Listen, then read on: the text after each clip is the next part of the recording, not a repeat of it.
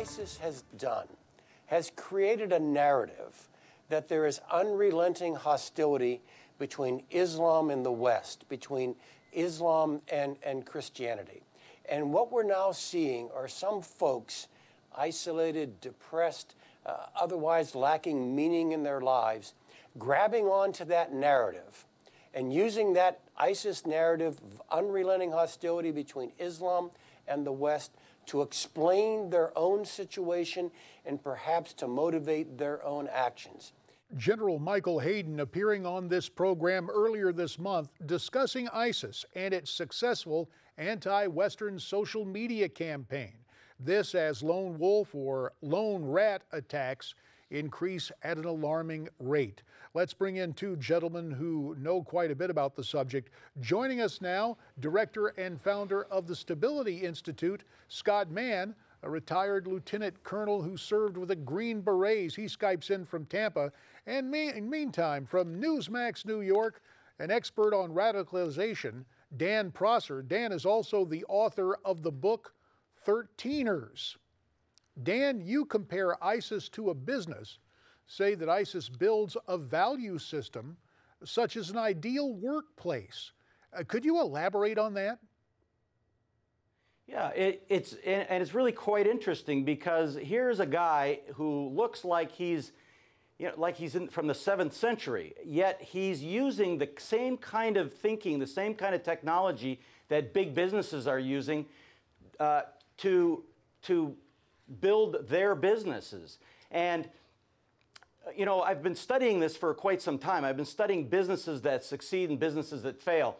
And I have found that only 13% of companies actually succeed at executing the strategy. This guy is executing his strategy. And the name of my book, 13ers, as you said, is referencing the 13% of companies that are successfully executing their strategy. This guy's doing it, and he's doing it with the same kind of thinking, branding.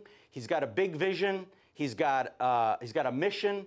He's got communication. He communicates well. He's got a brand, and he's got the ability to use the social networks to get his message out, and he's doing an excellent job. That is so intriguing to hear Dan say that it's a 21st century approach dressed up in 7th century philosophy.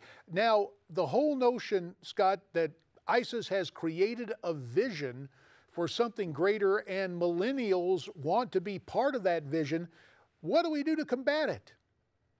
Well, first of all, thanks for having me on, JD. And it is a real strategic dilemma. And in my book that's coming out, Game Changers, where we worked bottom up in the villages, I've got an entire chapter dedicated to narrative and story.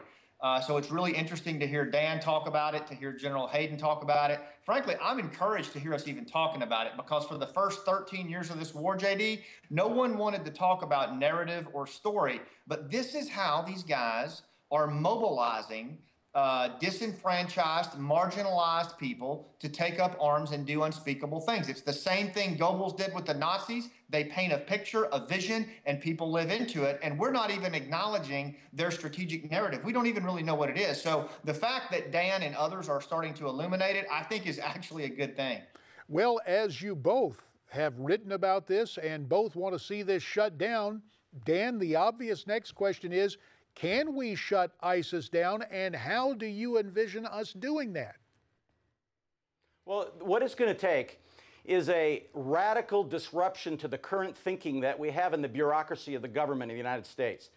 And that means that people are going to have to stop avoiding failure and start paying attention to the things that are important. They're also going to have to get their ego out of the way and stop thinking they have all the answers, because bombing people into oblivion does not solve this problem, because the problem is over here.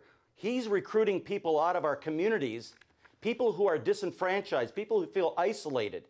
And these isolated people are looking for a purpose and a mission. And with that in mind, he's got the purpose and mission. Right. So let me go back to Scott, who worked during his days in the Middle East, village by village, leader by leader. Sounds like Dan says we basically have to do the same thing here with our own populace. Scott, 30 seconds.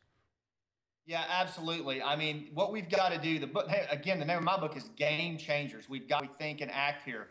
These communities where these guys set up shop, JD, are marginalized, fragile states, the same way they exploit our inner cities. They look for honor shame societies where they can mobilize people. It takes a bottom-up approach to leverage folks in these areas that are already resisting, help them push back.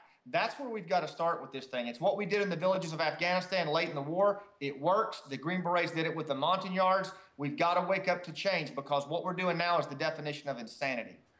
Scott Mann, we look forward to your book coming out, Game Changers, and Dan Prosser, your book, 13ers, Why Only 13% of Companies Successfully Execute Their Strategy. To you both, we appreciate it, and Newsmax Prime will be back right after this.